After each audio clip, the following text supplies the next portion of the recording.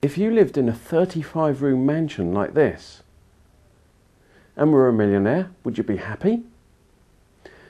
What about then if you had all that but then you lost the lot, you were bankrupt, living in a bedsit, right there at rock bottom? How would you feel then? With me now is the man that's been there. He's done that. He's one of the most inspirational people I've ever met.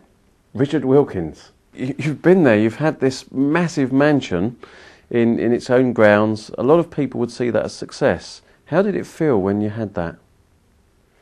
Yeah, I'm sure you're right. A lot of people did see it as success. They must have said at the time, well, Richard Wilkins, yeah, he's got everything. But in truth, it wasn't everything. You said an interesting word a while ago, there. You know, a lot of people want to get there. I think everyone wants to get there, whatever there is for different people.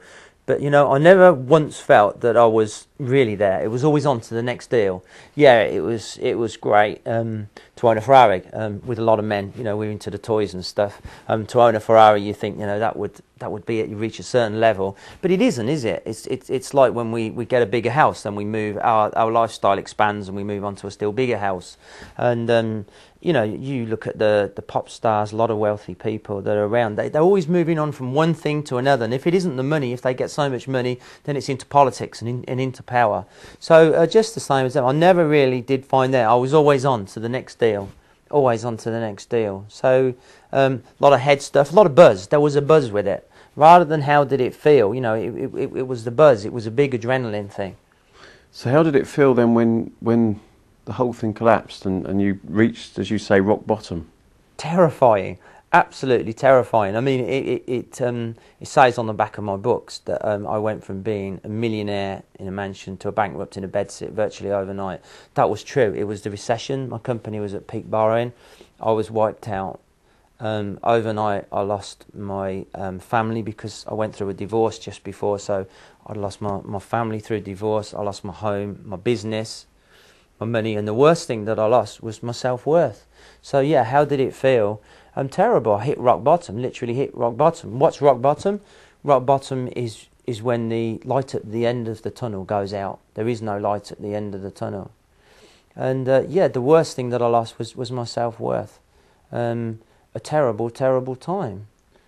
Now you've got that light at the end of the tunnel back. You've come back with big time. You've written books. I know you've got lots of publishing deals on the go.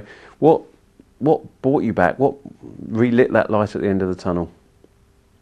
I think it's right what you said. What relit that light at the end of the tunnel? Nothing actually relit the light at the end of the tunnel. What happened was I decided and was actually forced into a situation where I had to use my own light, rather than this external light that had always been going on. For example, all my success was based on money. The whole thing, everything was based on the money thing. When the money went, the whole thing collapsed. Now here I was in a situation where it was the opportunity, the chance to let my own light shine. And I started scribbling down my thoughts and feelings on pieces of paper, and people said, hey, you want to put these into a book? These are really good. You know, I'd never written anything before, Keith. Anything before this at all, and all these little sayings and these one-liners, and I decided to do my first book. Sent all the manuscripts out to every publisher of inspirational self-help books in the country, and every single one said no. So I thought, well, that's it. And then I decided, well, what about borrowing the money and self-publishing the books myself?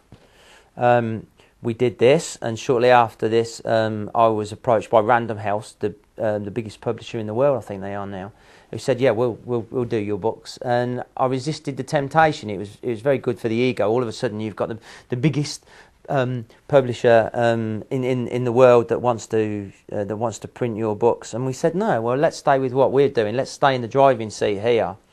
And they've become a phenomenal success. I would say they're probably the most successful self-publishing books in the country now. If you sell 1,000 books self-publishing, you're doing pretty good. That's sort of bestseller territory. We've sold over 50,000 just in the UK. And now we've been approached with our latest book by Thomas Nelson.